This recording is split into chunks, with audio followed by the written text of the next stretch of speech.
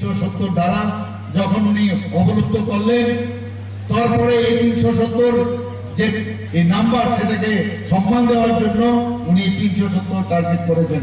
শুধু তাই নয়, উনি বলছেন আমার সাথে ভারতীয় জনতা পার্টির সাথে যারা এলাইড পার্টনার আছে তাদেরকে নিয়ে 400 উপরে এইবারের যে টার্গেট 400 উপর হবে।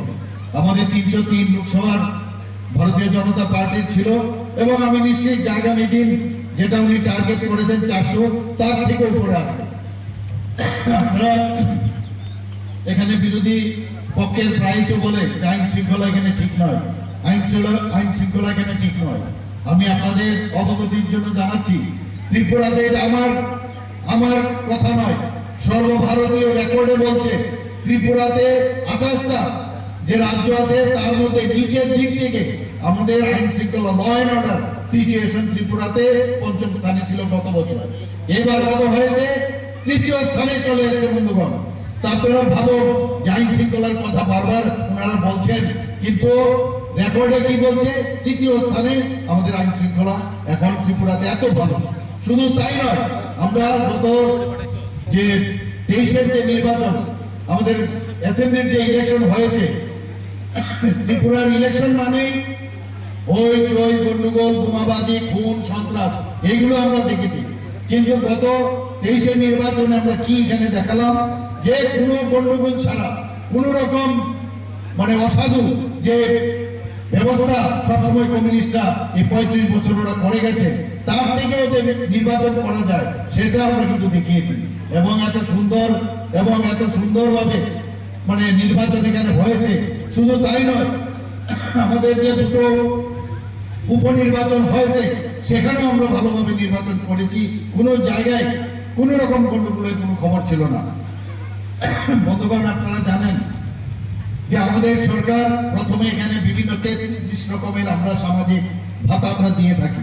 এই সামাজিক ভাতার কত ছিল? 700 টাকা। ভারতীয় জনতা পার্টি এবং আইপিএফটি সরকার যখন এখানে আসলো, সেখানে আসার পর আমরা সেই 700 টাকা থেকে 1000 করলাম। 1000 থেকে এখন কত করেছি? 2000 টাকা। এটা আর কোন সরকার ভারতবর্ষের কোথাও এই ধরনের সামাজিক ভাতা কোথাও 2000 টাকা দেয় না।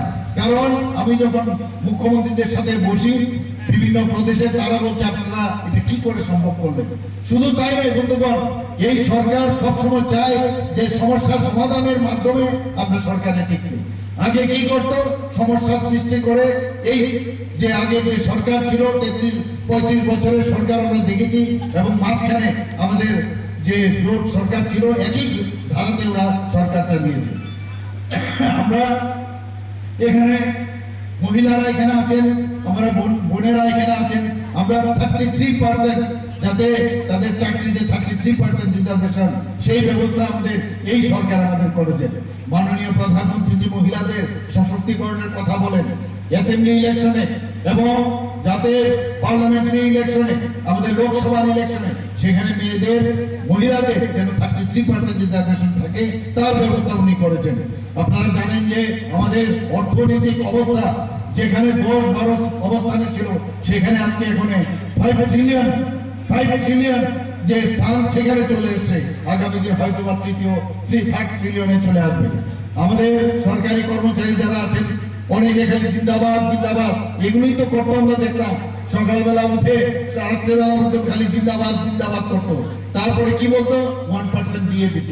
আর আমাদের সরকার, ভারতীয় জনতা পার্টির সরকার যখন প্রতিষ্ঠিত হয় 3% রিজার্ভে আমরা সেই দিয়ে দিয়েছি। এখন কত দিয়েছি? সর্বমোট 25% আমরা দিয়ে দিয়েছি। বন্ধুগণ, আয়ুষ্মান ভারত প্রধানমন্ত্রীজির যে আয়ুষ্মান ভারত প্রকল্প, প্রধানমন্ত্রী জন আরোগ্য যোজনা, এত বড় একটা জন আরোগ্য যোজনা উনি গ্যারান্টির কথা বলেন যে সেটা কিন্তু শুধু মুখে না, কাজের মাধ্যমে সেটা উনি দেখান।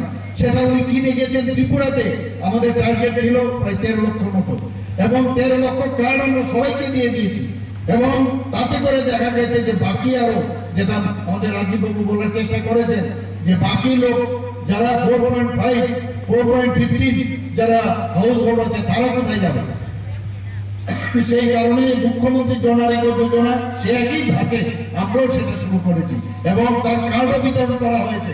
আমার কাছে গত 2-3 দিন আগে যে খবর আছে এর মধ্যে প্রায় 5 লক্ষ লোক রেজিস্ট্রেশনও অনলাইনে করেছে, কেউ অফলাইনেও করেছে, সেই ব্যবস্থা আমরা করেছি।